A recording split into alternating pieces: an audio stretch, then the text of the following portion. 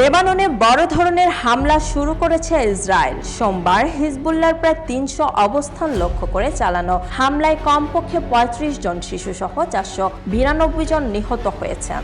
আহত হয়েছেন অনেকে। লেবাননের স্বাস্থ্য মন্ত্রণালয় হতাহতের এ তথ্য দিয়েছে। হিজবুল্লাহ সক্রিয় রয়েছে এমন এলাকা থেকে লেবাননের বাসিন্দাদের সরে যেতে বলেছে ইসরায়েলের সামরিক বাহিনী।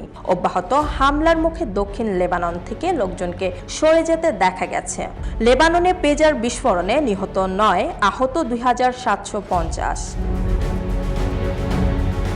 কয়েকদিন ধরে লেবাননের হিজবুল্লাহ গোষ্ঠী ও ইসরায়েলি বাহিনীর মধ্যে পাল্টাপাল্টি হামলা চলছিল। এরই মধ্যে সোমবার ভোর থেকে আকাশপথে ব্যাপক হামলা শুরু করে ইসরায়েলি বাহিনী। জবাবে ইসরায়েলের উত্তরাঞ্চলে ৩০টির মতো রকেট ছুঁড়েছে হিজবুল্লাহর যোদ্ধারা।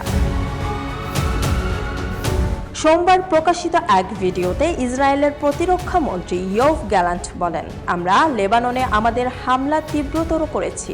দক্ষিণ ইসরায়েলের বাসিন্দাদের নিরাপদে তাদের বাড়িঘরে পাঠানোর লক্ষ্য অর্জিত না হওয়া পর্যন্ত এই হামলা অব্যাহত থাকবে।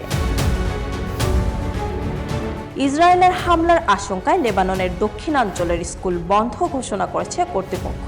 এই খবরে দ্রুত শিশুদের নিয়ে নিরাপদে যাচ্ছেন অভিভাবকরা। লেবাননের বিস্ফোরণ, বিশ্বজুড়ে প্রযুক্তি পণ্য কতটা নিরাপদ? সামাজিক যোগাযোগ মাধ্যম এক্সে দেওয়া এক পোস্টে ইসরায়েলি সেনাবাহিনীর মুখপাত্র অ্যাভিচি আদরেই বলেছেন, হিজবুল্লাহর ৩ শতাধিক অবস্থান লক্ষ্য করে হামলা চালানো হয়েছে। এর আগে লেবাননের এসব বাসাবাড়িতে বিমান হামলার বিষয়ে বাসিন্দাদের সতর্ক করা হয়েছিল। এসব বাসাবাড়িতে অস্ত্র লুকিয়ে রেখেছিল হিজবুল্লাহ।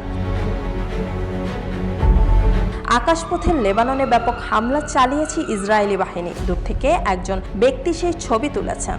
ইসরায়েলের এই হামলার জবাব দেওয়ার কথা জানিয়েছেন হিজবুল্লাহ। ইসরায়েলের বিভিন্ন সামরিক চৌকিতে রকেট হামলার কথা জানিয়েছে লেবাননের সশস্ত্র গোষ্ঠীটি। লেবাননের স্বাস্থ্য মন্ত্রণালয় জানিয়েছে, দক্ষিণ লেবাননের বেকা ও বালবেক অঞ্চলের গ্রাম ও শহরগুলিতে হামলা চালিয়েছে ইসরায়েল।